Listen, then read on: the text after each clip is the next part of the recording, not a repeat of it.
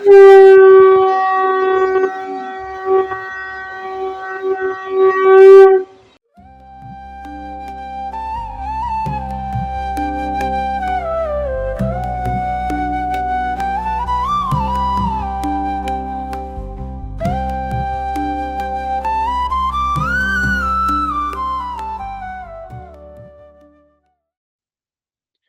Om. Hari Om Guruji. Hari Om Guruji. Hari Om Guruji. Hari Om Guruji. Hari Om. Hari Om. Guruji. Hari Om. Hari Om Guruji. Hari Om. Hari Om Guruji. Blessings. Hari Om. Hari Om Guruji. Hari Om. Hari Om. Jitatmanand, would you like to start the prayer? My throat is very sore today, Guruji. Okay. So relax. Emily, please start. So bring your palms together in front of your chest. Take a long inhalation. Oh.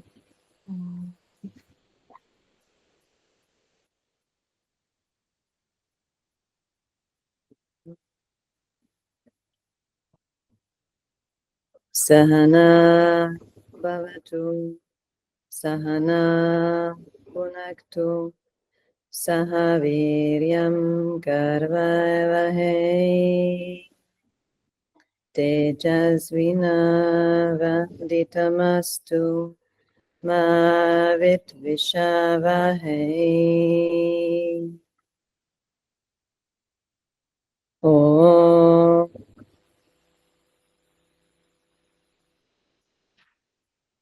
Shanti, Shanti, Shanti.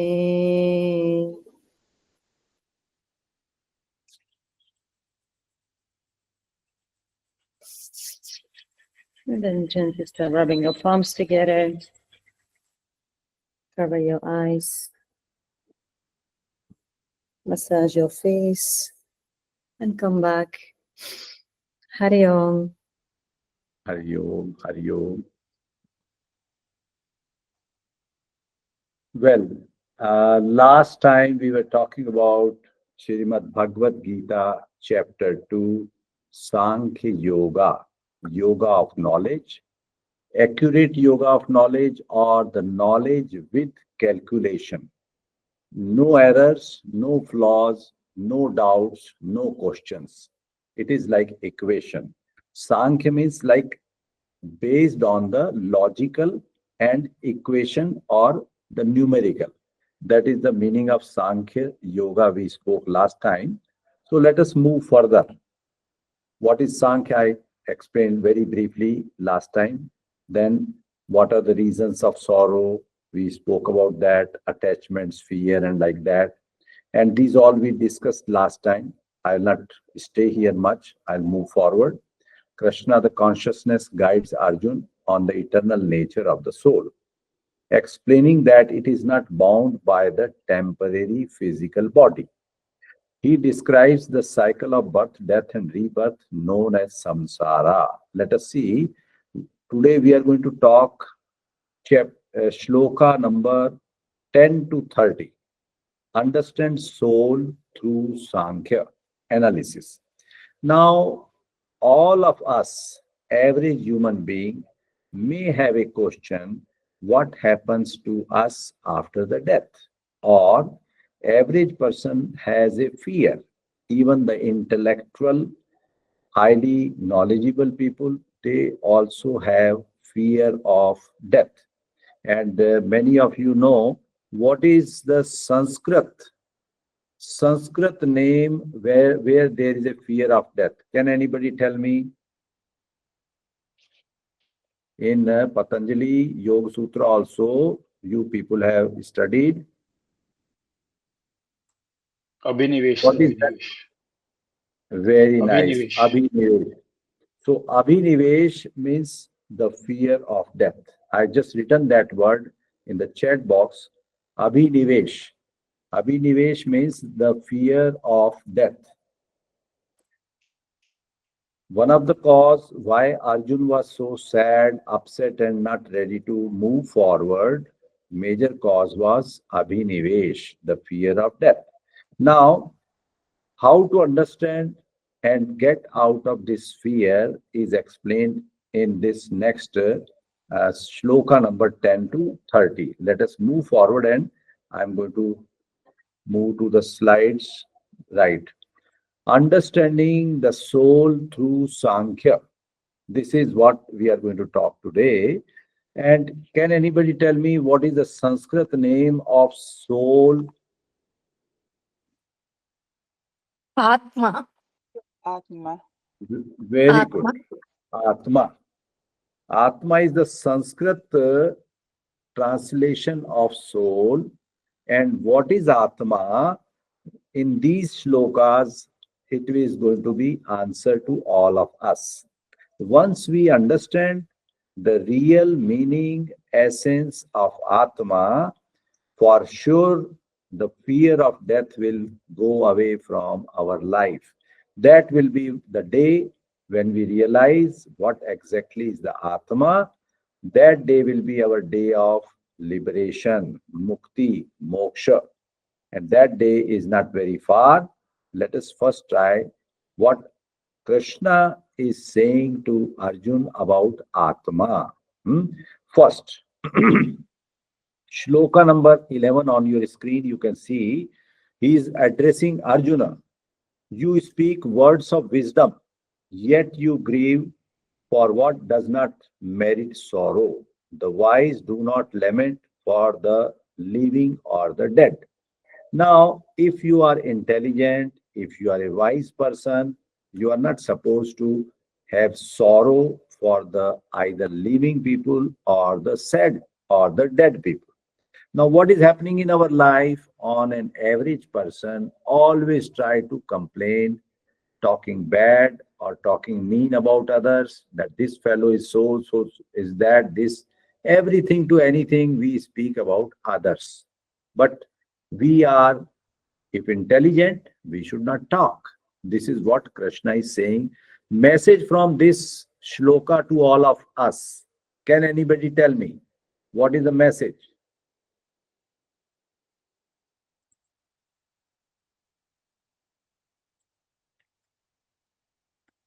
Yes, Amitanand?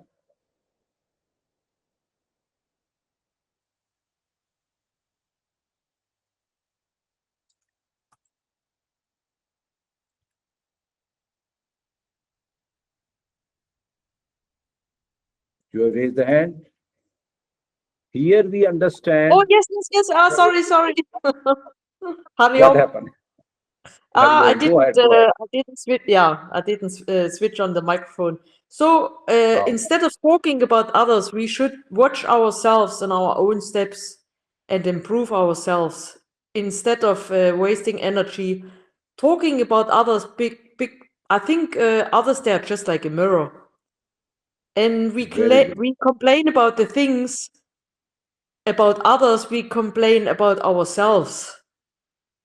So that's a very good answer. If you analyze your entire life, whatever you spoke about others, maybe within your own family or Of course. neighborhood, whatever bad you spoke, it is of no use.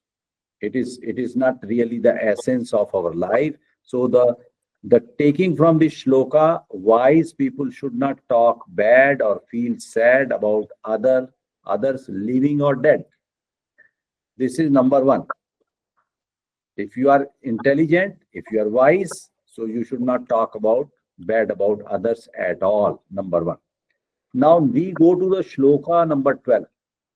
There has never been a moment when I did not exist, nor have you, nor any of these kings, and in the future, none of us will cease to exist. Very interesting shloka. Arjun is standing in the battlefield. Just behind Arjun, there are many kings, in front of Arjuna and Krishna, there are many kings from all over the world. They are all there to fight in the battle.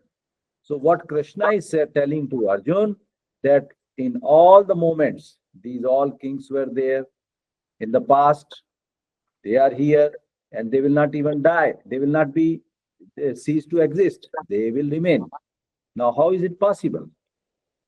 If somebody is killed in the battlefield, so this statement of Krishna does not hold true. This may be wrong. But on what level Krishna is saying? We have to understand. How he can say that they will not cease to exist? You will kill them, shoot them with your arrow, and now they will not be there. But here Krishna is saying they will not cease to exist. They will there. None of us will cease to exist. Yes, Nadia, you want to say something? Yes. Yes, go ahead. It's in the form we are right now that we exist. And then something happens. It's all for learning. That's our Okay. battleground. You know, it exists all day long, and we are learning and learning and learning. We think this is all the reality, but it's just Okay. like a learning ground. And if someone shoots us, we are not dead. Just this body will disappear, and we appear somewhere else to teach and learn again. Very good. Are you sure 100% you got any experience? No, but that's what I feel. Okay, very good. Emily, please go ahead. Yes, Hari Om Guruji. For me, this look remembers me. I think it was Einstein that was saying this, that nothing is, I don't remember exactly in English, but it's like he was saying that nothing is created and nothing is lost. Everything just transforms. So it's the same idea, right? That nothing is ever created and nothing will ever get lost. Everything will just transform and take different forms and different appearances, but it's actually the same thing, right?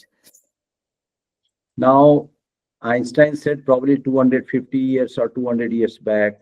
Krishna has said more or less something deep 5,300 years back. So whose statement should be more authentic? Einstein said recently.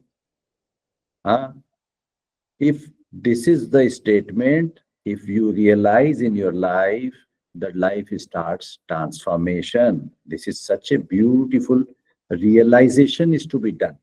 The first thing what he's saying, that not even a moment when I did not exist. First, Krishna is saying about himself.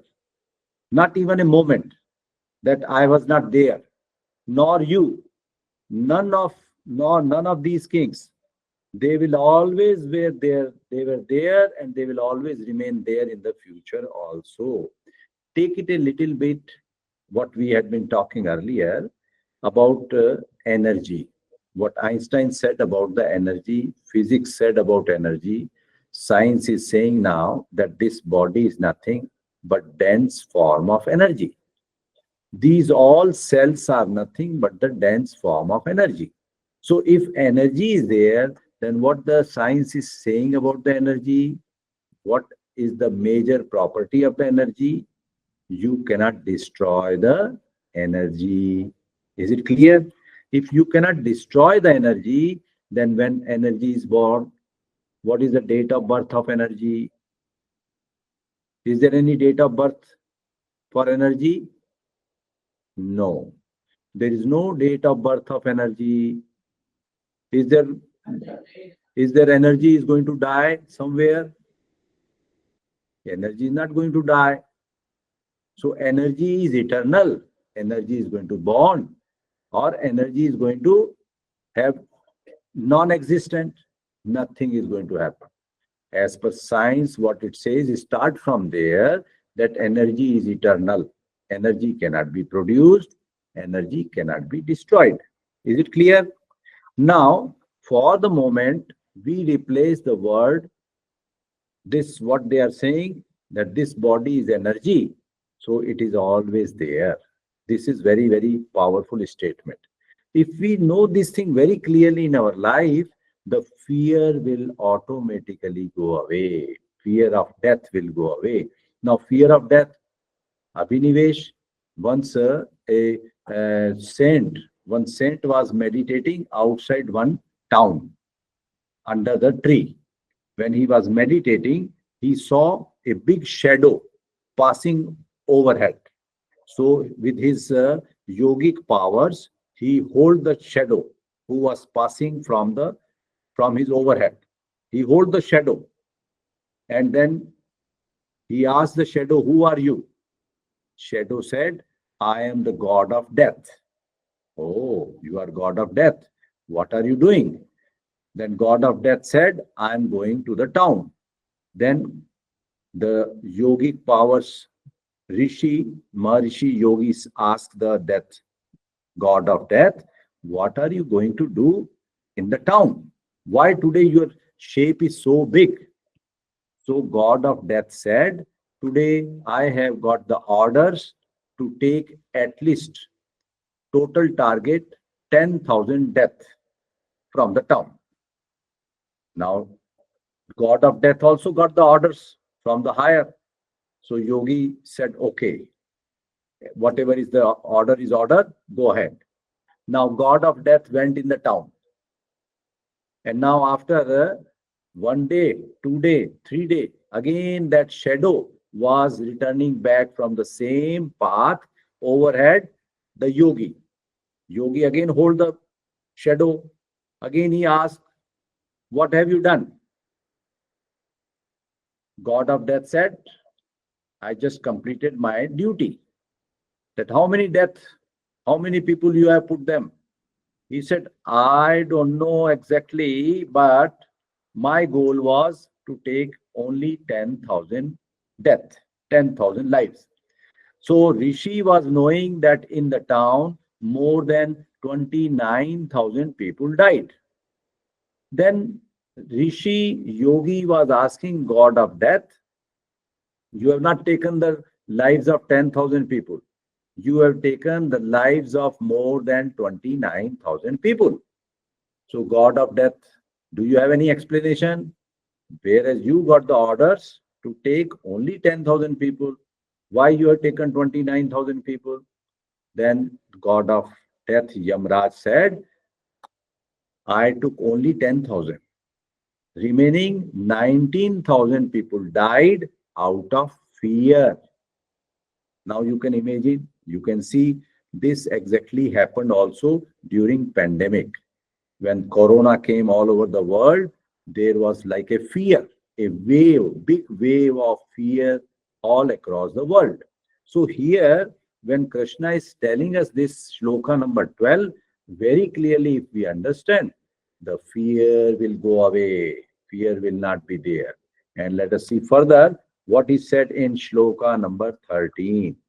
Just as the embodied soul consistently transition from childhood to youth to old age, likewise, at the moment of death, the soul moves on to a new body.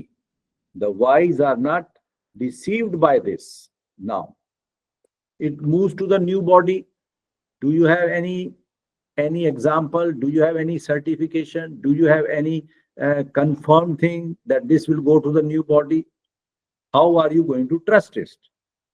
What is the method you have to trust that this statement is confirmed, authentic, true, and perfect?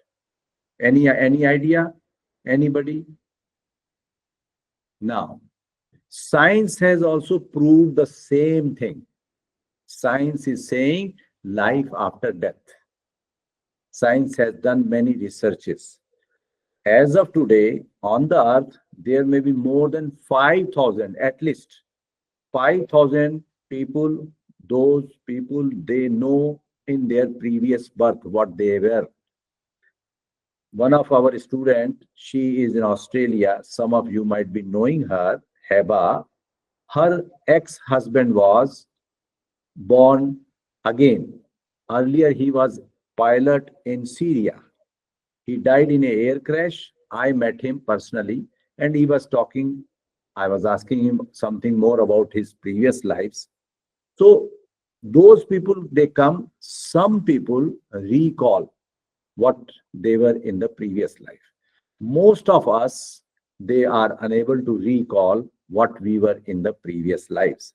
Now, there are some techniques already there in our yoga science, past life regression, recover.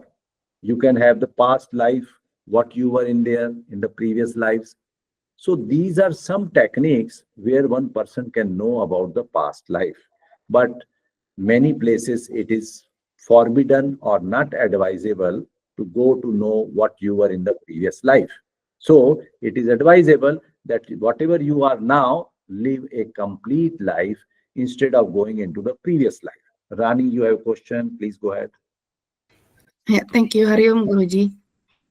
Please go ahead.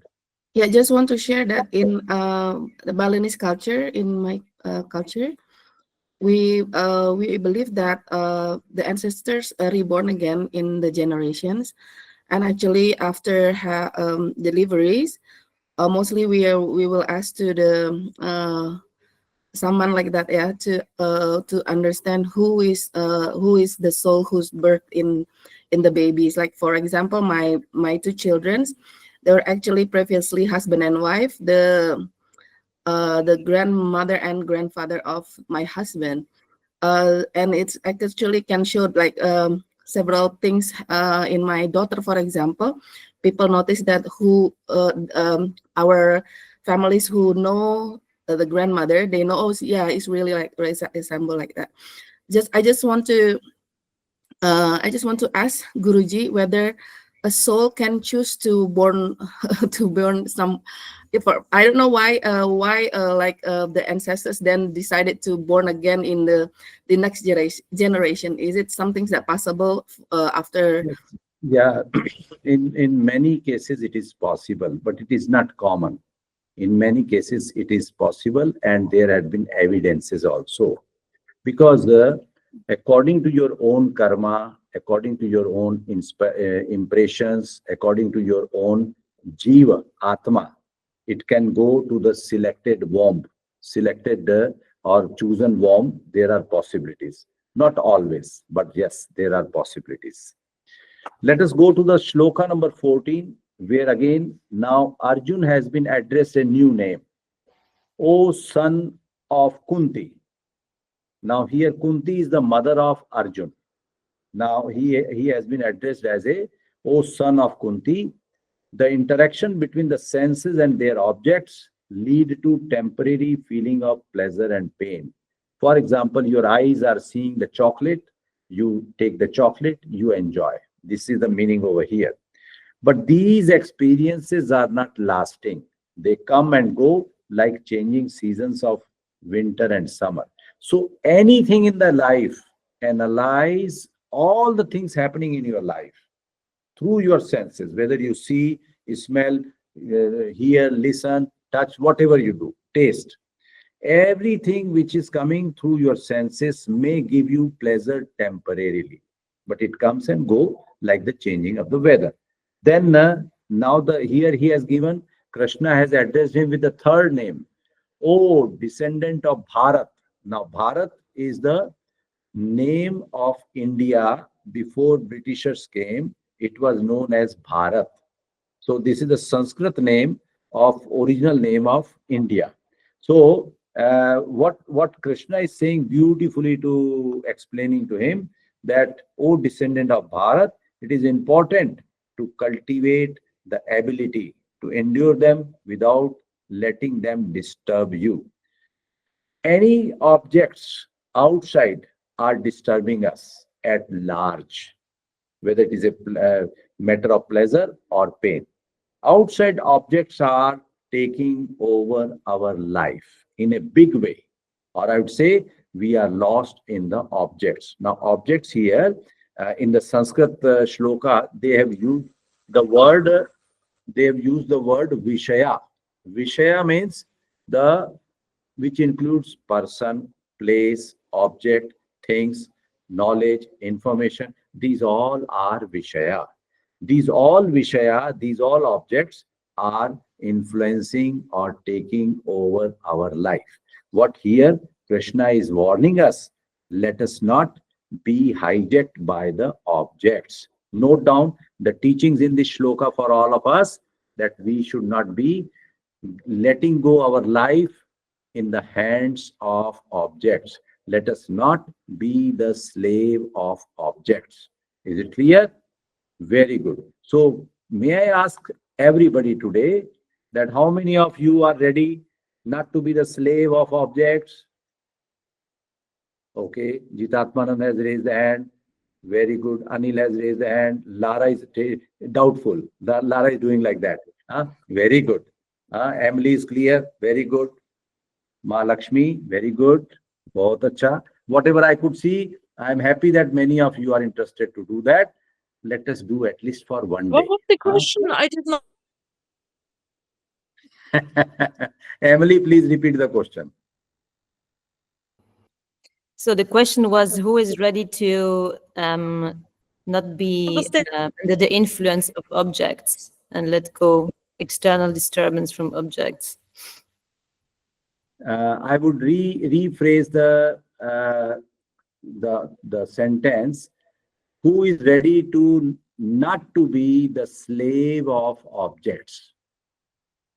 Let us not be the slave of objects, things surround us. So this is the way it is going to give you a new insight to look into your inner side. Okay. Let us go to the next shloka here, because we have to cover many shlokas, so I am not taking much of the time here. Now shloka number 15. Arjun, O Arjun, the most distinguished among mortals, he who remains impervious to the influence of happiness and sorrow and stays equanimous in both states, attains liberation. In shloka number 14, if you have undertaken that I am not going to be the slave of objects, in 15, Krishna is reconfirming, if you are not slave of your objects around you, you are opening the gateways of moksha, liberation.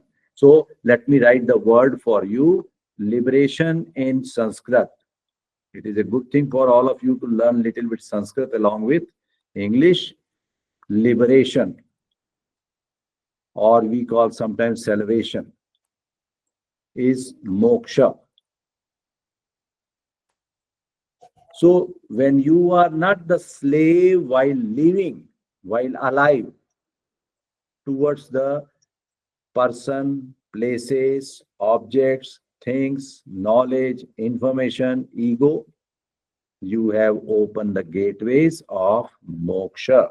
Moksha means, what is the meaning of moksha? What is the meaning of liberation here? In a simple word, let me explain you. Moksha means freedom from cycle of birth and death. This is moksha. It's a very powerful that you attain the moksha while you are alive.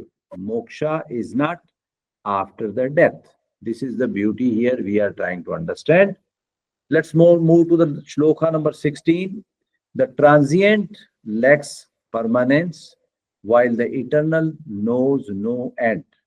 This has indeed been observed and concluded by the seers of truth after they examine the essence of both. Now here one beautiful word has been used, seers. Now seers is a powerful word which is being used by our philosophy, our yoga science, that who are the seers? What is the Sanskrit name of seers?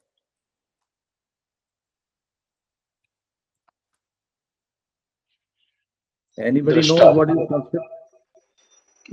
Drashta, sir. Yes, very good, very good. So Anil, very nice answer, drashta. I have written there in the chat box. So drashta, who is able to see beyond the physical eyes, beyond the senses, beyond the intellect. So those were the seers. What they saw, both things. They saw the mortal, they saw the immortal.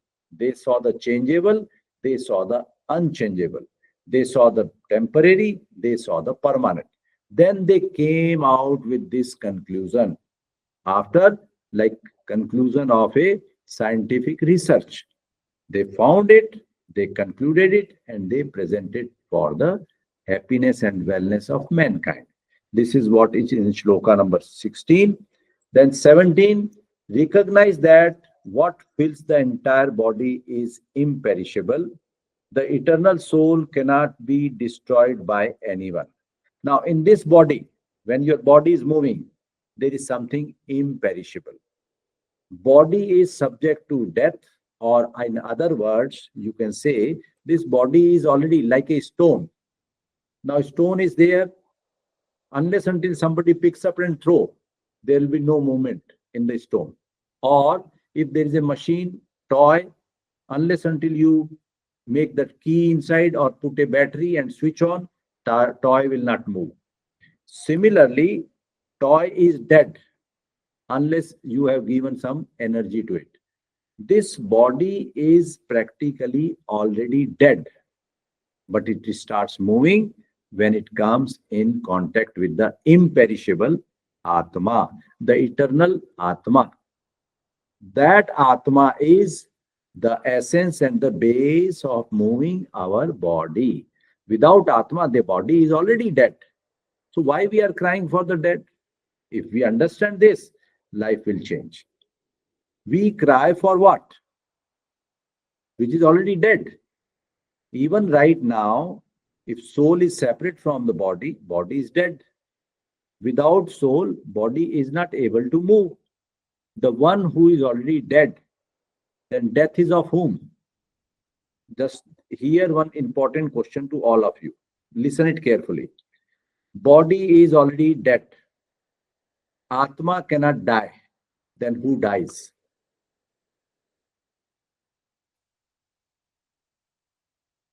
Is there any answer? If, again, I am writing this question, very important. If body is already dead and Atma is not subject to death. Atma is eternal.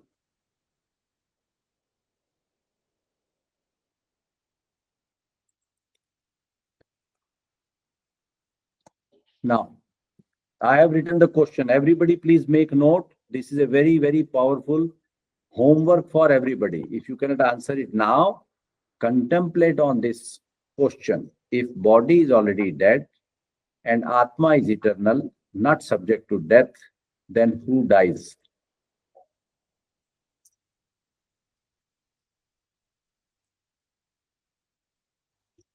Amita Anand, you have answered. It looks like that. Please go ahead. It's just what I've just thought. I think what we think now, what our ego is, will die. Ego will die. Okay. Yeah, but it's just our imagination of what we are if we don't really know what we are. And that's what we are afraid of, that our ego will die, but it's an illusion. All right. Good. Good efforts. At least you did some efforts. Now this question is for all of us. If body is already dead and Atma is eternal, which is not subject to death, then who dies? Okay. So you can answer this question later on. Let us move forward. Sudipta will take the answer later on. Number 18. Only the physical body is subject to decay. The soul within is indestructible, boundless, and everlasting.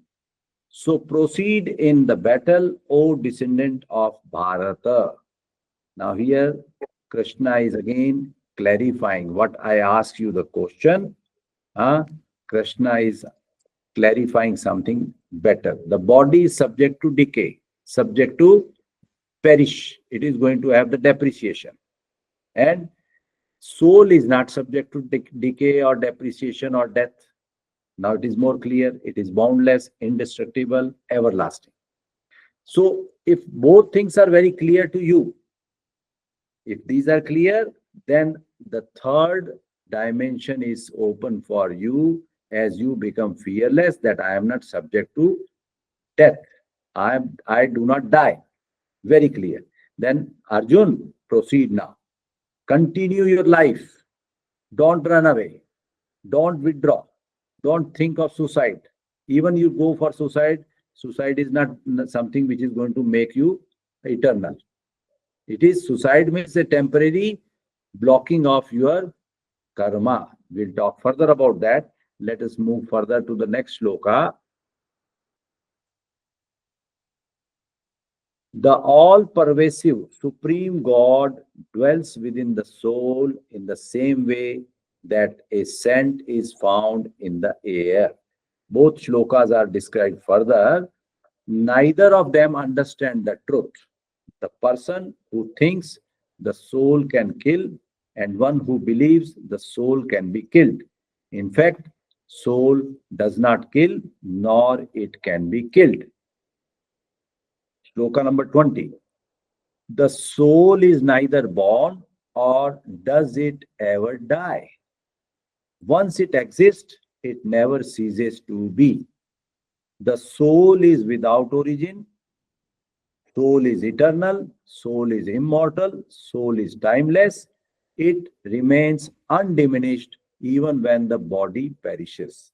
So 19 and 20 are very clearly defining what happens to us when there is a death or when there is somebody is ready to kill you or you are going to kill somebody.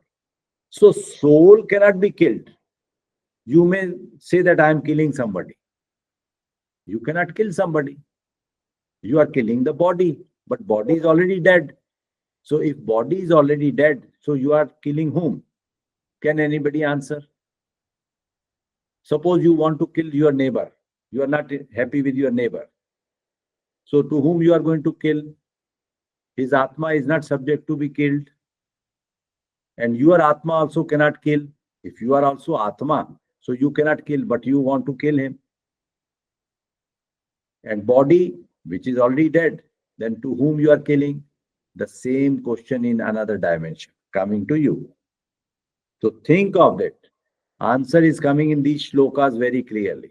Such a beautiful way of understanding the life and death, Atma and body. We are coming more clear. The more clarity is going to come in the further shlokas. Listen it first carefully. Then next 21 is saying, how can someone who understands the soul to be imperishable, eternal, unborn, and unchanging brings harm to others or incite them to do so? If you know that the soul is eternal and not subject to be harmed or can be harmed, so how can you harm somebody? If you know this knowledge, this is what is this shloka. If you are very clear that I am eternal, I am not subject to death, I am not subject to depreciation, I am not subject to birth, I am not subject to any change, I am eternal. And I cannot be killed or I cannot kill. Then how can you kill? Soul cannot be killed or soul will not kill anybody. So then how can you kill somebody? If you know these things, you will not be able to kill anybody. So here is the beauty. Observe it very carefully. These are like the puzzles. Once we understand these puzzles very clearly, the life dimension will change. You will see the life in a different perspective. Your vision towards the life will change. Things will start changing in your daily life. You will start seeing your life completely in a different view. Your analysis will start changing. See the beauty here, huh? Let's go to the next shloka. Just as a person discards old clothing to wear new ones, similarly, at the moment of death, the soul relinquishes its faded body and takes on a new one. This is very, very clear. It is crystal clear. Only the one who understand it, for them it is clear. But the ignorants, they will not understand. They may argue, because they will be again thinking, oh, it is something fictitious, it is something imagination. No, this is not imagination. This is Sankhya Yoga. Sankhya means, I told you already, calculation, scientific formula. So this is scientific formula, that the old body is like a worn, torn, and faded body. Left it, and now going to ready to take the new body as a new cloth. And how the Atma is prevailing. When you are having some smell, fragrance. Now, can you see the fragrance? You cannot see the fragrance. How fragrance is traveling to you? Without air, fragrance cannot travel. If it is vacuum, fragrance will not travel. So fragrance in the air is like Atma. So what you say, wow, fragrance is coming. Without air, fragrance is unable to move. Paramatma. Air is like Paramatma. Fragrance is like Atma. Supreme soul and soul. Air, supreme soul. Fragrance, soul. Similarly, when you are moving somewhere in the cold, cough, hot, weather changes, your skin is feeling hot or cold. Again, air. Air is the transporter. If air is not there, you will not be able to feel anything then. So again, Atma, Paramatma. Now, these qualities are not subject to the Atma. Just for an example, we are trying to understand. So many times in the language, in the speaking language, because limitations of language are there, so sometimes people use it good soul, bad soul, wicked soul, kind soul. So these souls are defined by the mind, by the intellect. Otherwise, soul is always pure. So here, then next 23 is very important. This has been used many, many times. I am listening to this shloka since my childhood. Shloka number 23. Weapons cannot damage the soul, nor can fire incinerate, water cannot dampen it, nor can the wind evaporate it. When the person dies, this shloka is very, very commonly used in India. Don't get sad that my loved one is died, is dead. No. Nobody can touch your loved one. They are eternal soul. They might have taken the new birth. By the time you are crying here, they are already in the new birth. Who knows? So one day I was telling that if somebody is taking the new birth, the old people, they are having the ignorance, they are still crying. So this is something very interesting. Let us take the questions are coming up. So who want to ask Kalpana? Please go ahead. Hari Om Guruji. You said Atma is eternal and then no one can kill Atma. But the person is died is still fear because of attachment of material things and relatives. And people cry and people fear to die. They know everything ki Atma is eternal, we will take new birth, but it's still why is still fear? This is what we put into the basic causes of sorrow, what you call in yogic science 5 causes of sorrow. What are those 5 causes of sorrow? Can anybody tell me? Panchaklesha. Yeah, Kirit, go ahead. Hari Om Guruji. Ahimsa, avidya, ragadvesha, and abhinavesha. Ahimsa? Avidya, sorry. Avidya. Avidya, yeah. Okay, Avidya, asmita, ignorance. raga, dvesha, and klesha. Okay, let us put into now Sanskrit. They have said put into English now, Kirit. Avidya is the ignorance we live in. and the progeny, the birth of ignorance gives rise to asmita, that is ego. And the nature of ego is that it will always divide. So raga and dvesha, attachment and aversion, they are born out of it. And finally, from attachment and aversion comes pain, abhinavesha, which is the fear or the pain. The fear of death, Fear of Abhinivesh. death, yeah. Very good. So these are the reasons. That's why we are talking that how can we get out of this fear of death, right? So these are going to come with your practice when we'll be going more deep into some practice, some regular practices, some satsang, some yoga. So those things will make our realization more clear. Till we have not yet realized, we have still carry this fear inside. So we have to cleansing. We need the cleansing clarity. Okay, good. Ma Pooja, please go ahead. Guruji, can you repeat you said the fragrance is the Fragrance is like Atma, air which is everywhere. Without air, Paramatma. Air is the supreme soul and fragrance is soul. And both we cannot see. Atma, Paramatma, we are unable to see, but they are there.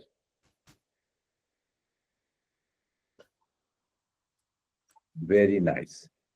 All right. Shloka number 24. The soul is indestructible and cannot be burned. It cannot be wet or it cannot be dried out. It is eternal, present everywhere, and remains unchanged and timeless. Such a clarity, very beautiful clarity. See, these are such beautiful shlokas. Sometimes I really enjoy going deep into these shlokas in Sanskrit, and they are really very deep inside. One should know. Let me just give you some. Give me a moment, please.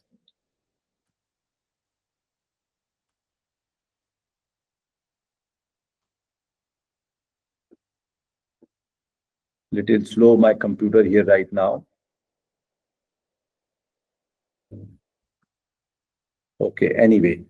So whenever a person in some religion, they bury, in some religion, they burn the dead body, and in some religion, they keep it in the open well for let the it be perished openly. So whatever you do in your belief, whether it is burned or it is buried, it is not like that you are burying the soul. It is not like that you are burning the soul. Soul cannot be burned, soul cannot be buried. It is eternal. It is going to be indestructible. It cannot be dried out or it cannot be wet. So this is what it happens if we know it. But what happens? Normally we are worried. We are worried that, oh, my loved one is now put under fire. What is going to happen to me? The people cry. Nainam chinnanti shastrani. This is in Sanskrit. Nainam chinnanti shastrani. Nainam dahati pavakah. Na chainam kledayante apo. Na shoshati marutah. Such a beautiful words in Sanskrit. They are explaining, but they are very, very clear. Very clear.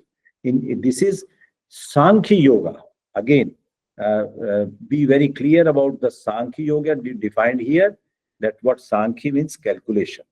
There is no hanky-panky, there is no doubt, there is no philosophy. This is the clarity, very, very clarity. Yes, who got the question here? Pooja, please go ahead. yes. Does the soul dissolve into the supreme soul?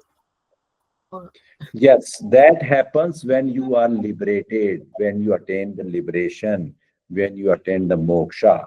So when it is dissolved into the supreme soul, no rebirth, no birth, no death. It is now beyond the cycle of birth and death. Then it happens. Parvez, please go ahead. Hari Om Guruji. I have a Hari Om. question regarding the Veda, the good karma, means what you have done and you have to what you have told. Your voice is not But clear, Dilshad. Your voice is not coming clear. I am asking a question about the person who are going to do a bad deed. He or she will be questioned about it if he or she is died. It means my question is regarding what is the price to be paid by the soul. Here, what I have learned that soul is transferable. Means by bad deeds, who will be responsible for my bad deeds when I am died? Thank you. Hopefully, See, I if have you are doing clearly. the bad deed, if you are doing the bad deed, you are responsible. If you are doing the good deed, you are responsible. But soul is still not affected with your bad deed or good deed. It is the jeev. Jeev means the impressions. The jeev are going to take you into the next birth. The soul remain unchanged, but soul coming in contact with the impressions, sanskara. Let me write, it will be more clear for everybody. What goes out? What goes out from the body at the time of death? We call it jeev. It is in Sanskrit.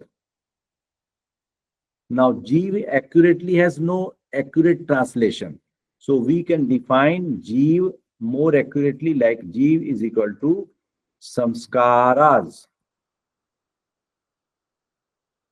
plus soul, or impressions plus soul, atma.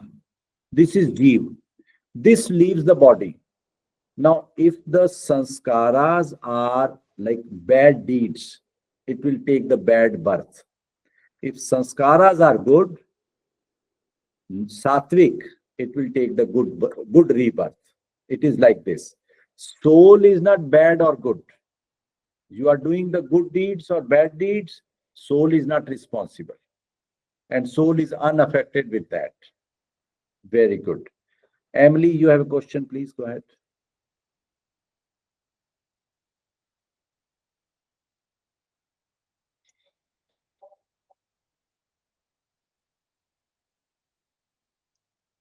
Mark,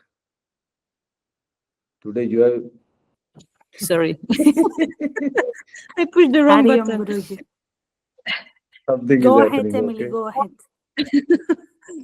No, my question is connected to what you just explained before. I was wondering, the soul can also reincarnate in human beings, but also in animals and plants or nature, right? And so, Correct. how do we know whether a soul will reincarnate in other human being or an animal or a plant or any other living creature? What is the explanation behind this? There are 8.4 million species in the world. This number has been given to us by enlightened yogis and masters for thousands of years. Science has come across almost 6.9 million species. They are little far from this number. Now, all these species, whatever they are, human species, human race, or the mammals, or the animals which are in the water or in the air, birds, or the plants, or the trees, or mosquitoes, and whatever. So these 8.4 million species, a person, if doing the bad deeds or the wrongdoings, can fall into any of this category. It can go into any of these species. That is why in some scriptures it is defined very clearly that we are very lucky human beings, that we got the human body after 8.4 million species cycle. It is so precious. So human birth is very precious. So this was a great knowledge, secrets revealed by the masters. Now, this may again seems to be very a number which we cannot even take it into our head. But this is the fact given by the masters.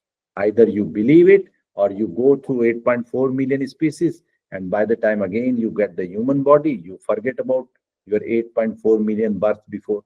Who knows? So this is something to be understood while we are now human beings. Because human beings, only one among 8.4 million species, only one human being has got some special extraordinary capacity to attain liberation. No other animal can attain the liberation, because human beings are gifted with special IQ, intellect, wisdom, as well as high level of mind, which is absent among all other species. So this is something very important question Emily has asked. So we should really understand it. It may go to in any of the species, and then we keep on rolling. So it is better in this life, we work in this direction to attain this liberation. Okay, next is who is having the question? Anil, you had a question?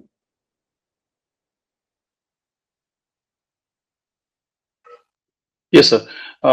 What I could understand is that, sir, it means the pure Atma is equal to Paramatma, no? If you talk about the pure Atma, then it is equal to Paramatma. We are actually a diluted form of Paramatma. Is it so, sir? Is it so, Guruji? I would say not that may not be the accurate analog or accurate clarity. Let me take one example. The space in the cup, space inside the cup, and space outside the cup. What is the difference? Space in the cup and another thing. Space You said, outside the cup. Space outside the okay, cup. okay, What is the okay, difference? okay. No, space inside and outside both is equal. Ghat. Correct. Yes. Both Ghat. are same. Only when the space inside the cup identifies itself with the cup and starts saying, I am cup.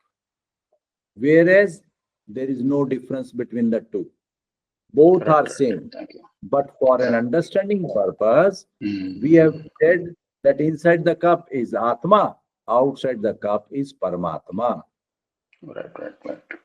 Perfect. Is it clear? Very nice. Very Yes, good. yes, very much clear. Thank you. बहुत अच्छा. Ma Shanti. Hariam Guruji. Hariom. Let's see if I can put it in words, because this is too much to take. So if we are Jiva, but we all have the same soul, then we all humans, we all have the same soul. The difference between us is the Jiva, the samskaras. So what is your question? My question is, we only can work on the samskaras because the Jiva is already there and is not changeable and is imperishable and is not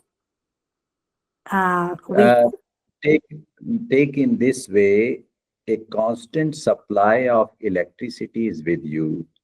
Either you give the light when the light is needed, or you become a fan if it is needed, or you become air conditioner if it is needed, or any other form of equipment which is utilizing the electricity. Electricity is the same. Atma is the same. Atma is helpful what you want to be, because human beings are given a special, what we call is Vivek. What is the English of Vivek? Can anybody tell me? Vivek. a power of discrimination. Higher power of discrimination, we call it wisdom. So this wisdom is there. When this wisdom is there, so wisdom can discriminate. Atma can never be bad or Atma can never be good. Atma is, we can say, it is beyond good and bad. It is like a what you use it. For example, fire. Now, if a fire is available for your cooking, you say that fire is very good. The same fire, if it is misused, it burns the house. Same way, if Atma is for your good deeds, Atma is for your bad deeds. So, Jeev is going to make the sanskaras the way you use the Atma, through your Vivek, through your Buddhi. So, Is it clear? Guruji, our soul is the same for all of us. Correct. That's right. So when we are treating a patient through yoga therapy, our main goal as a therapist is just to bring the knowledge and the path to them as working on the jiva, not on the Correct. soul. You are working on the jiva primarily. Correct. Okay, clear. Very Thank you. nice. Very good. Kalpana, please go ahead. Guruji, one more question. You said after completing 8.4 million cycle, it is fixed. Then after that, we get birth of as a human body. But one more thing I heard about that, when a sadhak died, and he in next birth he started from the where he left his or her sadhana, then next birth is started from there. So Guruji, is it correct? Or Yes, that is correct. What you have heard is very correct. See what happens. We call it that word will come further in the Gita only. Bhrasht yogi. The word, the sadhak, what you have said is the bhrasht yogi, a yogi whose sadhana remain incomplete, and he or she takes new birth in human being, as a human being. This is what is mentioned here also. So if you are a sadhak, and your sadhana is remaining incomplete, you are on this wonderful path, so you are going to take the new birth as a human being, not again going to round around, all around into 8.4 million species. Very nice. Mashil Murthy.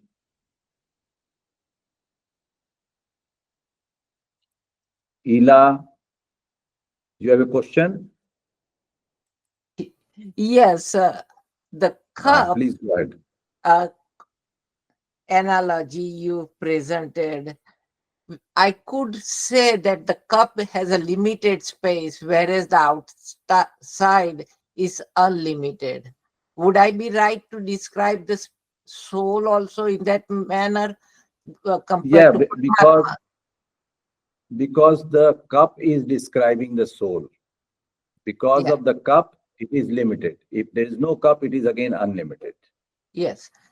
And my next comment was about Vivek. Would I be correct to call it discernment versus discrimination? Because discrimination has slight negativity to it, whereas discernment is more close to the wisdom. Maybe that word, actually, Vivek has no accurate translation in English. So nearest translation has been found for Vivek is wisdom. So wisdom is the power of discrimination between temporary and permanent. That is why Vivek is one of the essential or an important factor in Shat Sampatti. When we are talking, Adi Shankaracharya was describing what are the pre-qualifications to attain liberation. So one of that is Vivek, Vairagya, Shat Sampatti. That is what it says. So Vivek is important for, very clear, Vivek is important for attaining the liberation. All right, is it clear? Yes, thank you. Very good. Hariam Guruji, can I have a question Hari while we Om, are Hari Om. waiting?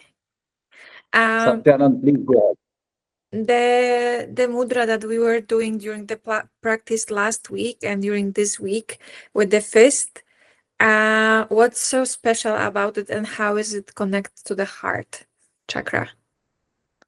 Okay. What is the heart mudra? You remember the heart mudra? Like this? Can you bring your more screen finger to more close to the screen? Yes, correct. Both the fingers, like say, when this index finger is going in the center, index finger is going at the root of the thumb, the two fingers are coming together. Two, okay, like this. So this is the heart mudra. So whatever mudra you are doing, it is channelizing your energy towards the heart and taking you towards the Anahat chakra. Okay, good. And Now this mudra that we were doing with the fist, how is that related? It's all energy. We are trying to bring all energy in one concentration. One means in raising up our Shakti upward. That was the purpose for it. Because when you're doing it, holding it, breath, and taking it into the system, that is taking you like a Murcha pranayam, one of the variation, where we create hypoxia, means reduction of the oxygen. So immediately the inner Shakti start rising up. That is what it happens, right? Okay. Thank you. All right. Anybody got any other question?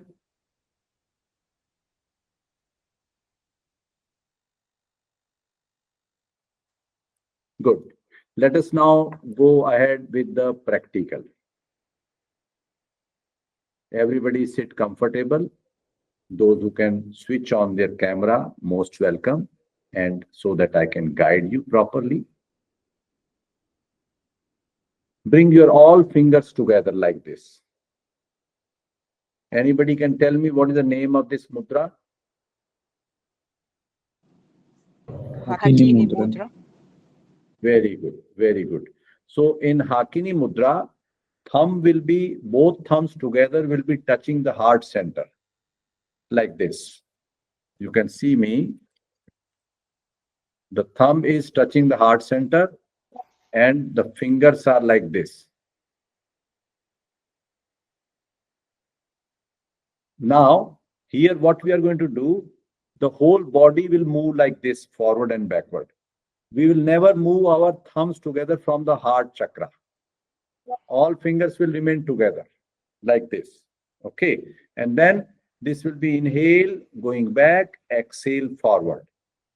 What you are going to make a small resolution inside you that I am Atma. I am Atma. Inhale this very strong clarity. Gita also says at some point, what you think, you become that. If you will think that I am going to die, you will die. If you start thinking, I am Atma, one day you will realize that I am nothing but Atma. And it is proven by the science also, but average person is unable to put it into their practical life. So what we are going to do today, putting it into practical, I am Atma. I am not going to die. This is very clear with your each inhale, each exhale, and body will swing forward and backward. Both remain there with your heart center. All right. Eyes will be closed and your awareness will be in the heart chakra. Take out your glasses, please.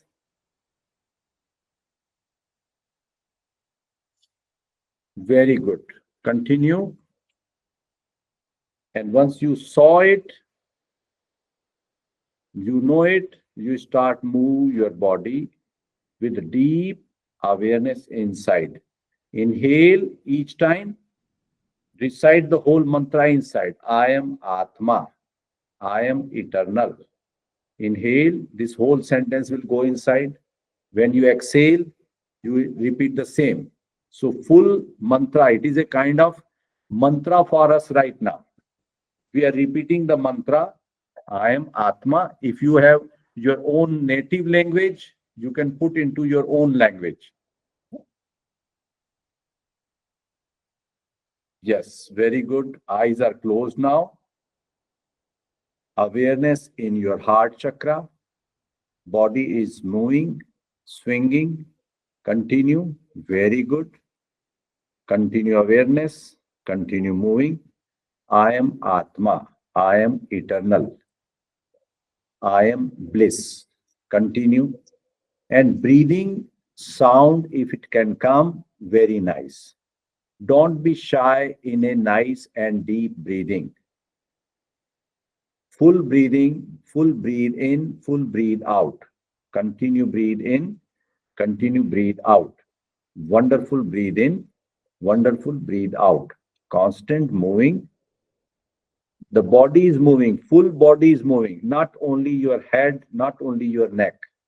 The whole body is swinging forward, backward. I am Atma. I am eternal. I am Atma. I am eternal. It is very strong. It is like your deep, deep clarification for your whole life. I am Atma. I am Atma. I am Atma in Sanskrit. In Hindi, मैं आत्मा हूँ, अमर हूँ. In Spanish, you can say if you like, whatever language is your own native language, your mother tongue.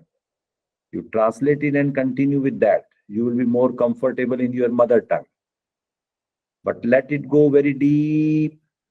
When you inhale, it is going through this sutra, this formula is going deep into your every cell.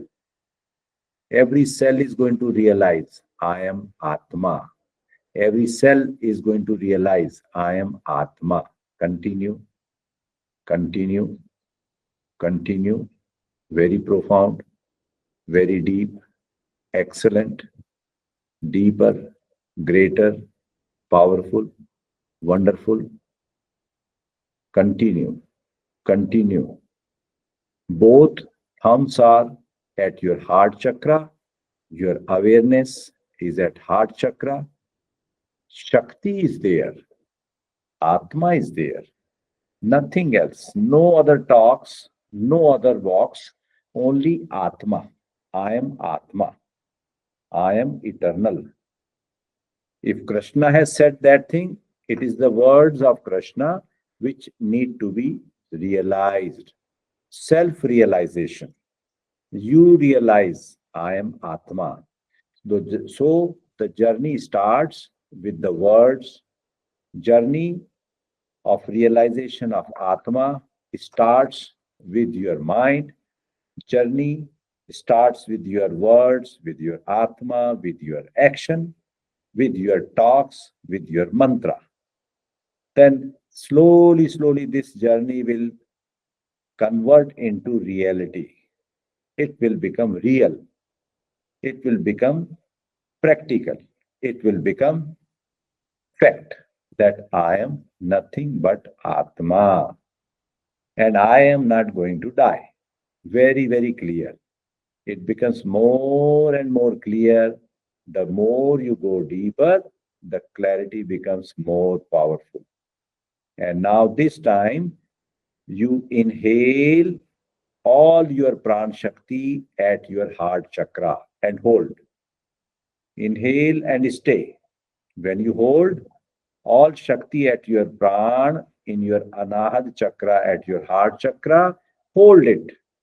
Hold the breath, hold the pran shakti, blissfully holding, blissfully holding as long as you can.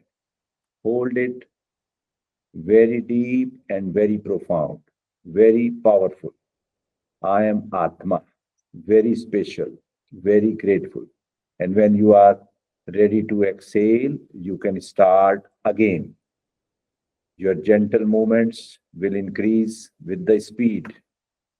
Good speed will start now. Start moving with the very, very clear wordings. I am Atma. I am eternal. Now, those who can go faster, you may increase the speed. Very good. Continue increasing the speed. Continue. Let the true Atma bless us. Receive the blessings with the Paramatma. Let the Atma and Paramatma be more clear to us. The faster you go, the faster activation starts. Faster you go, you get more powers to go beyond your mind and intellect. Beautiful way, grateful way, excellent way, wonderful way, very nice, very good. Continue, blissful, grateful, joyful. It is happening. It is happening. Very good. Allow it. I am Atma. I am eternal. I am not subject to perishing. Let it happen. Speed is happening now. Sometime you are doing, sometime happening. It is purifying you. Speed up. Speed up.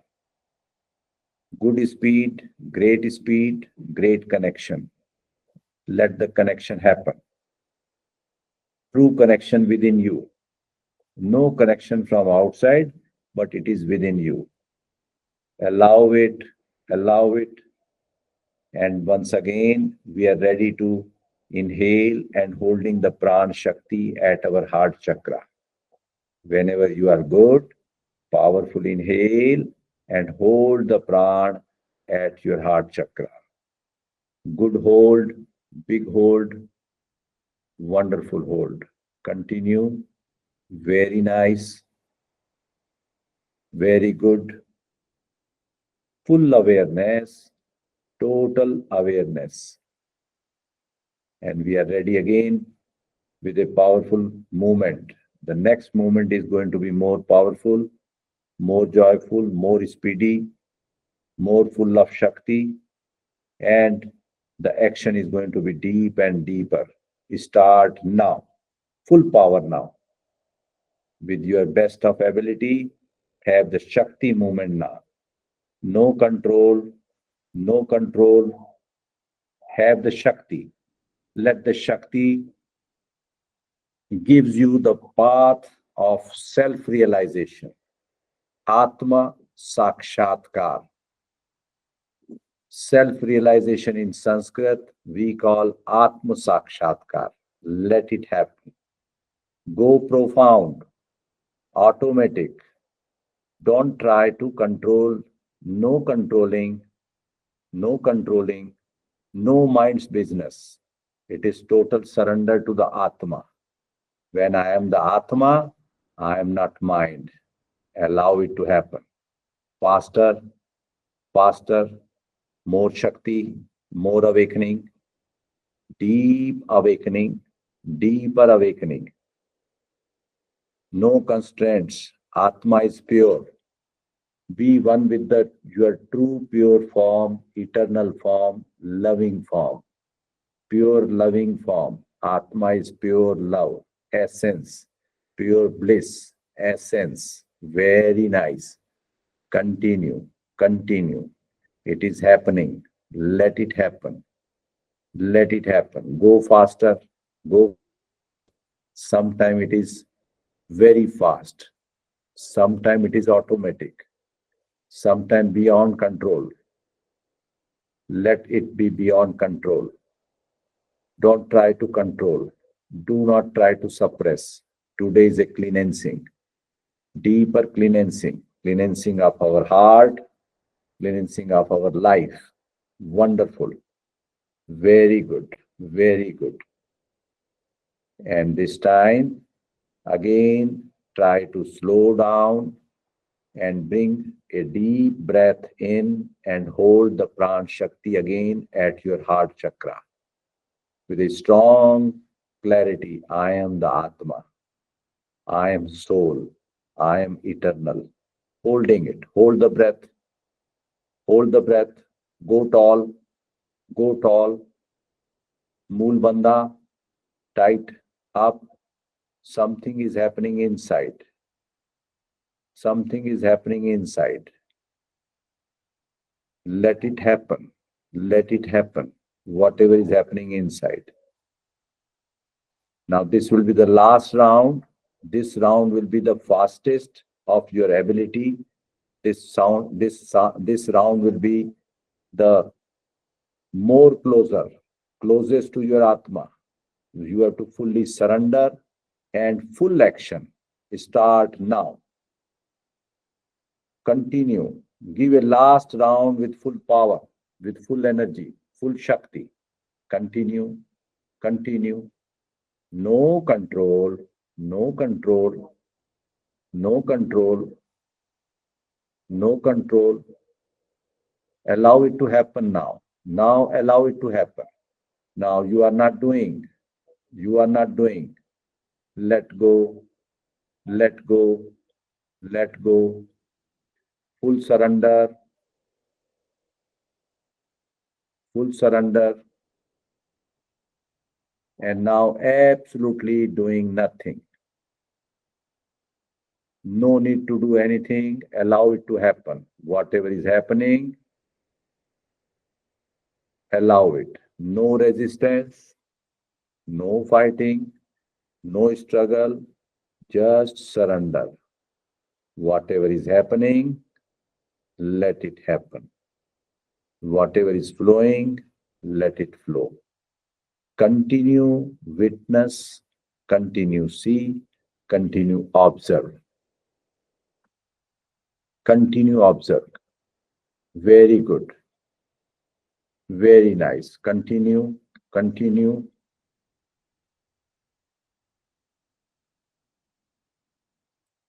Continue. Continue. Continue. Allow it. Allow it. Allow it. Allow it. Whatever is flowing, let the heart center be warm.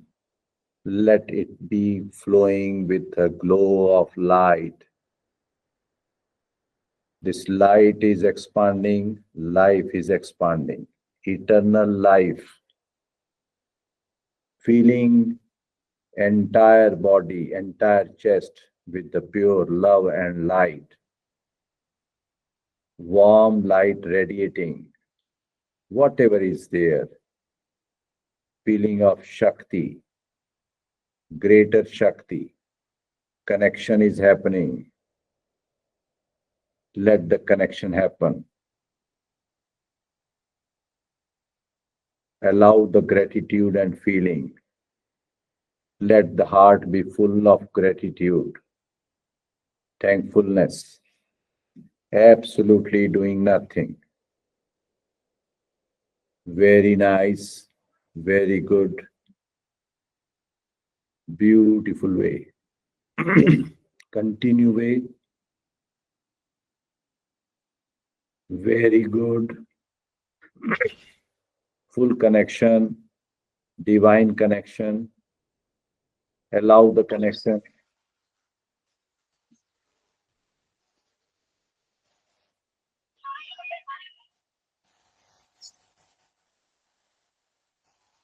Let the divine connection happen.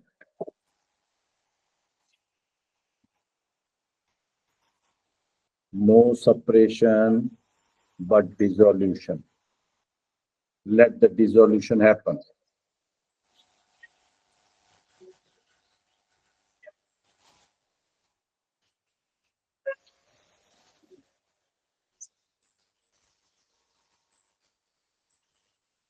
Beautiful dissolution.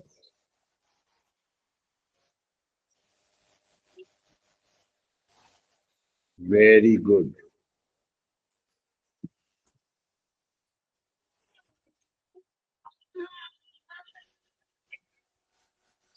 Let it happen.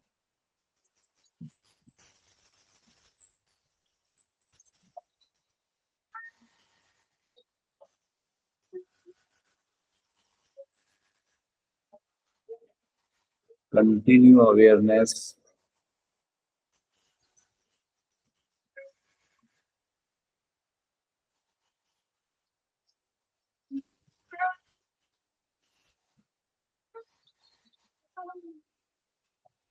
Total awareness.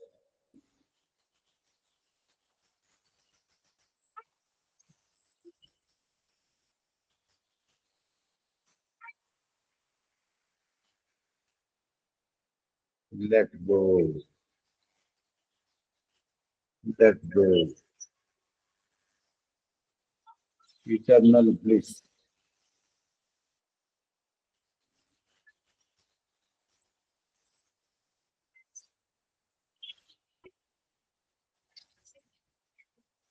Very nice.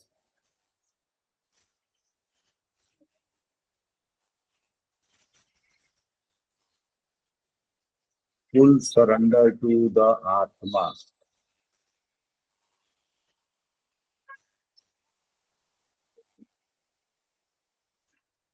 Everything is happening.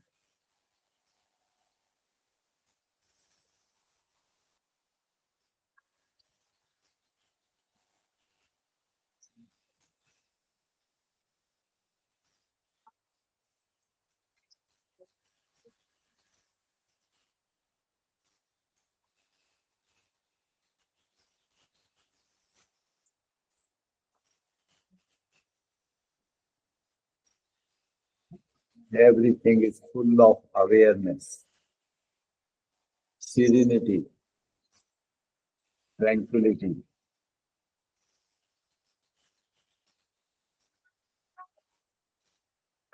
No need to imagine anything. Everything is happening.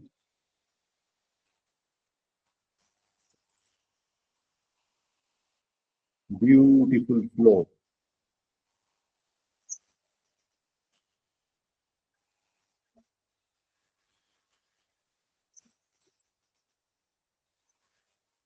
The beautiful love and light growing brighter and expanded throughout the body, sometimes beyond body, sometimes beyond mind, sometimes beyond passion, full of compassion and fragrance.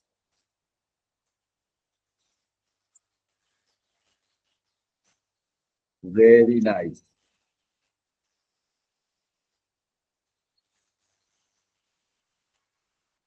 Allow the feeling of gratitude. Let it flow.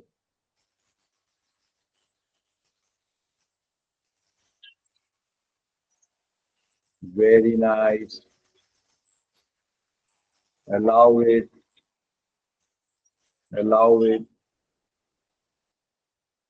No suppression, no repression, but expression.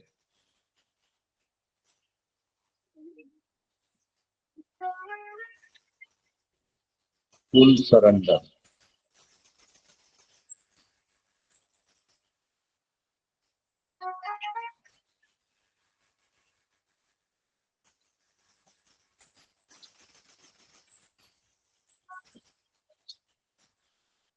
Full surrender.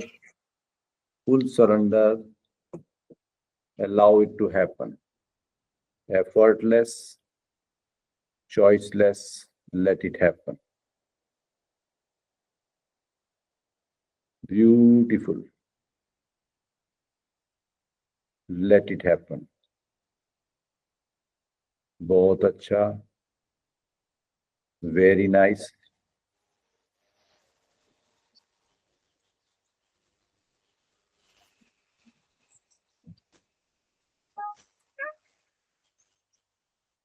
Very good. Very nice.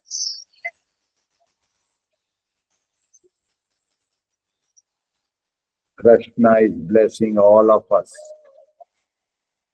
Receive the blessings from Krishna. Very good.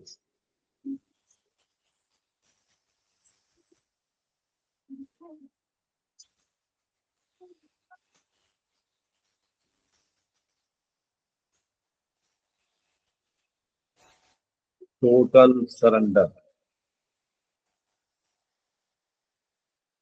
Full surrender.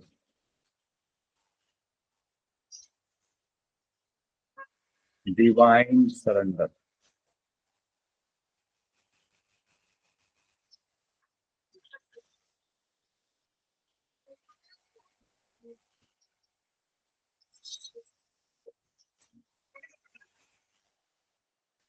Very good. Very nice.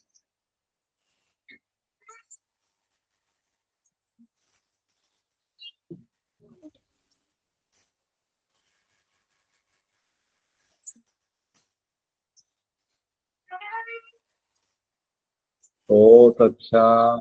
Very good.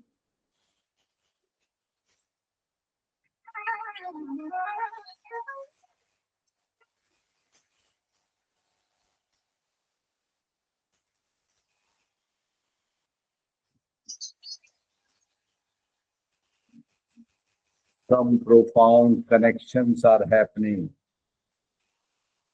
to your own inner Atma. Let the connection happen. No thoughts, no thoughts, no reactions, no actions, no efforts. Let it happen. Very nice. Beautiful. बहुत अच्छा.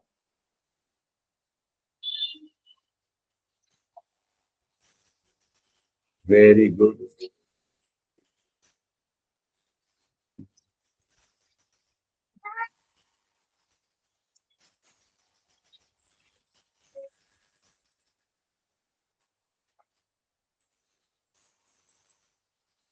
And slowly, slowly, with gratitude, we will start the process of coming back.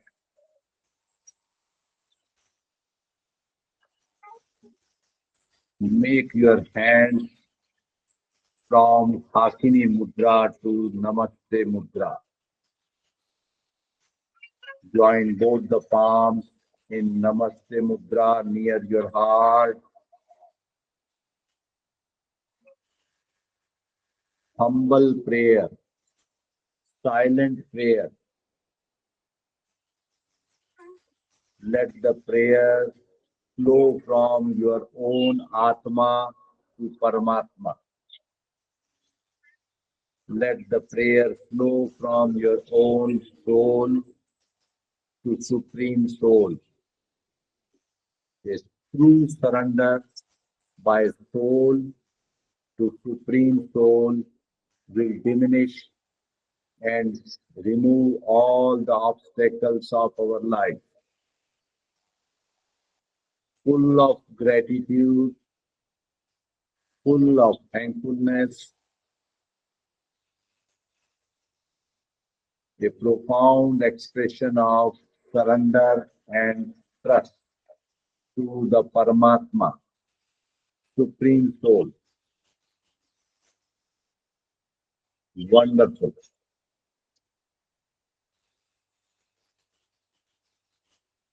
Very nice. Excellent.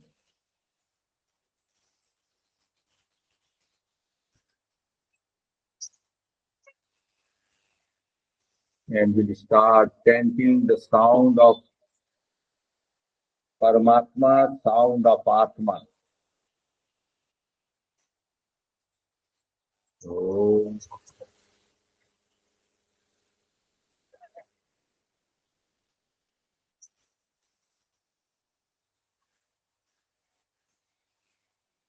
Om.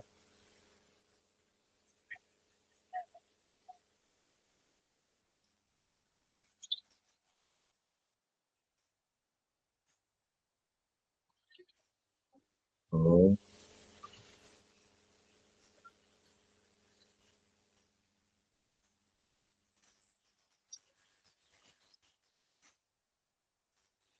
Shanti,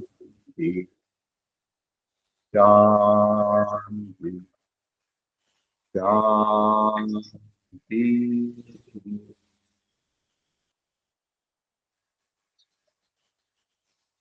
A deep Shanti, profound Shanti.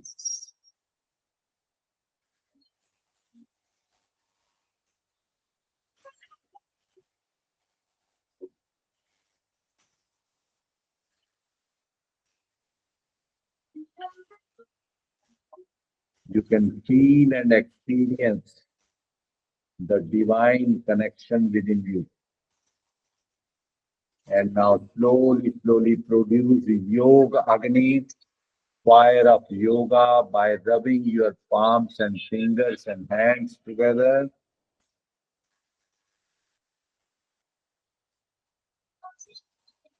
And first you massage your neck. Massage your neck all around. Massage your neck and shoulders.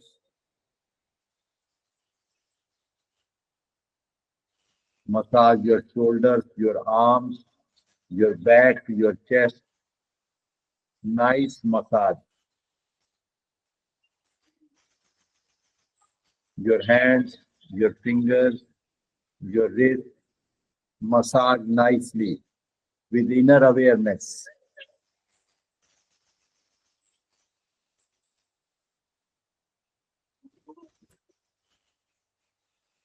Very nice. Massage your belly, massage your back, massage your legs, massage your thighs.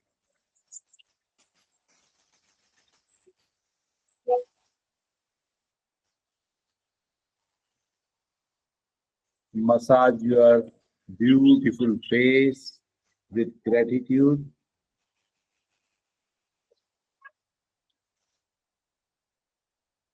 And slowly, slowly, with grateful gratitude, please come back. And softly open your eyes.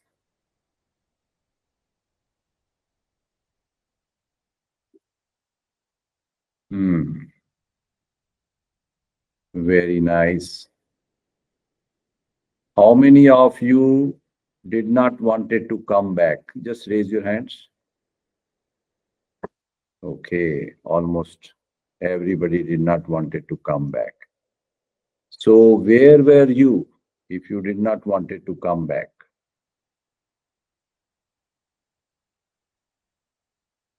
Anybody, please?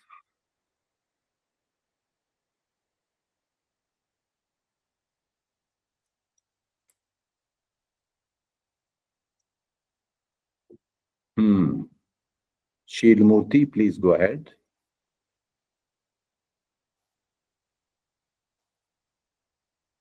Unmute your, please.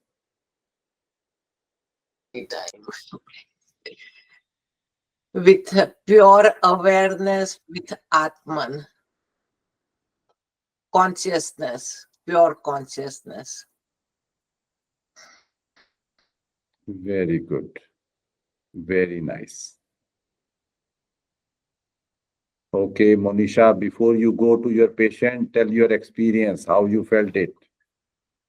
I just feel so light right now. And I'm not sure for how long that happened, but there was a time when I had lost the track of what was happening, and I was just swirling around with the tune of a flute.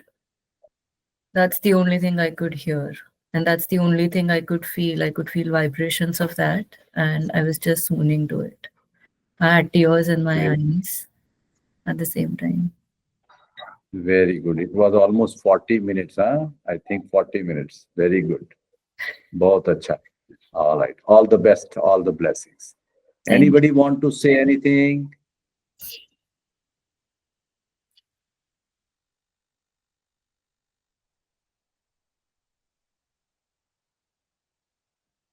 Anil, you want to say something? Go ahead. No, actually, Guruji, today my sitting arrangement was not good, and I am on table and chair, so I Oh, could not perform this kriya so profoundly. Huh? So, even though after listening to you, I could relate one Hatha Yoga shloka in this. Can I say, Guruji? yeah, Nadi please go ahead. Shuddhi Didha Prokta Sumanu Nirmanus Tatha, something like that, no? Bijan Sumanum Kurya Nirmanu Dhoti Karmana. Is it a Vatasar? It is not somewhat relating to Vatasar Kriya. We will not say it a Vatsar Kriya. In fact, we are coming up with a mantra. Now, mantra here, which is very commonly to understand that I am Atma. I am Atma. This is one of the major sutra, formula. We say that they are the core formula of our reality, the truth, that I am Atma. When we say I am Atma, so we must realize it. How to realize it? So through the help of your prana shakti, with your efforts, with your constant focus, like say when you 100 times or 1,000 times say that I am sad, I am bad, so you start feeling sad and bad. What you say, what you speak, you start experiencing and feeling that. So this is the way our masters, our yogis, our rishi, our maharishi, they have told that you should have certain mantras to lead your way, to path your way, to go to your right path. So that helps you. This small technique is a powerful, and this you all can practice during the week whenever you get opportunity. Maybe today it was more than 40 minutes, but you can sit for 10, 20 minutes, practice this. So this will make you more affirm, more clear what you are talking. It takes you inside. Mind drops. Yes. That's why most of you were not able to come back when I said now start coming back. Many of you are not even uh, feeling to speak out because at that time you go so deep inside that you don't want to speak also. So this is something very not only related to any dhoti kriya or a just simple vatsar or something. It is a combination of your mantra shakti taking you inside. What Krishna is saying that you are not this body, you are Atma. So we were taking ourself, our journey into the self-realization. Very nice. Anything else anybody want to ask? Hakini, actually, Hari Om Guru. please, may I request you to explain Hakini in a short form? Hakini Mudra. Hakini Mudra is this one where all the fingers you are putting them together into the thumb. But Hakini is not saying that put your thumbs to the heart.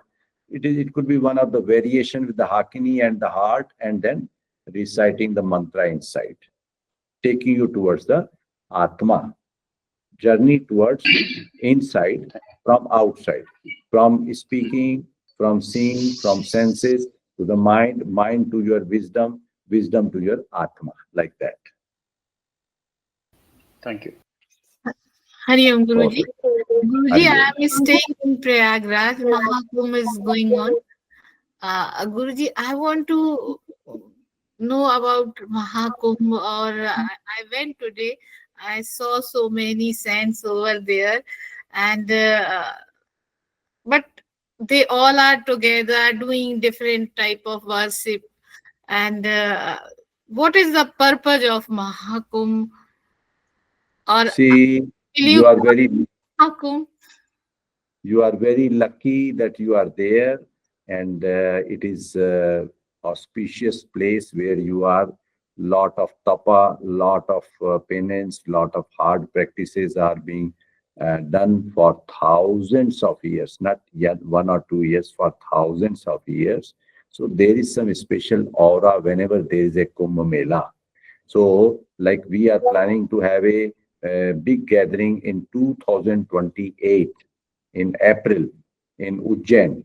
By that time, our ashram will be having a capacity of more than 251 people to stay.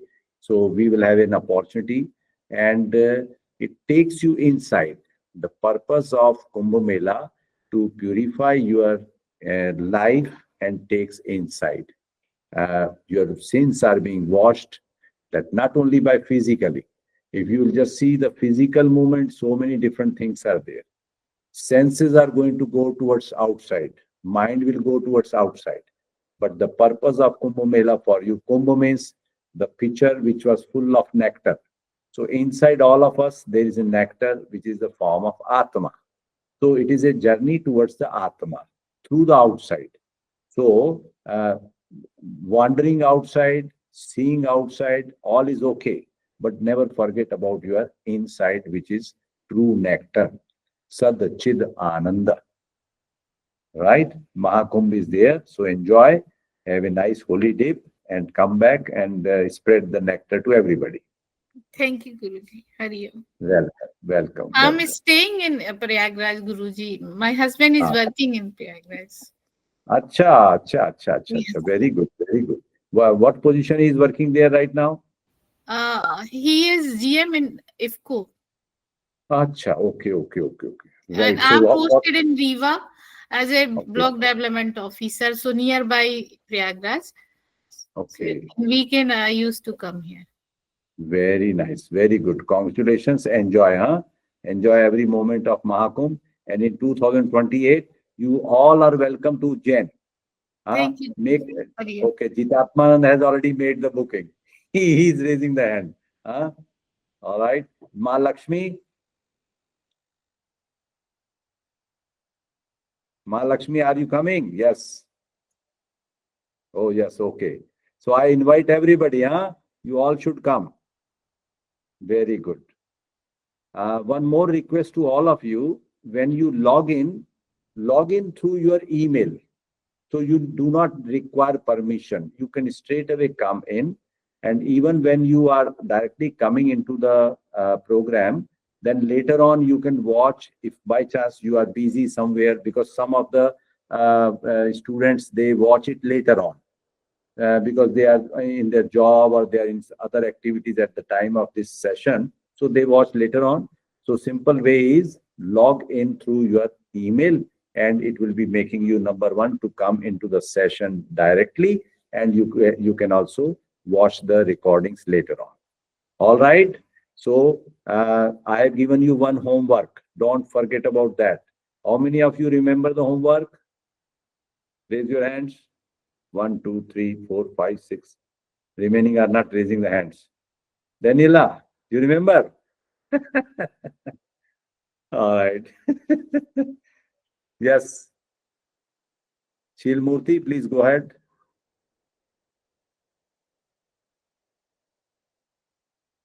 Unmute, please. I had done that to raise my hand,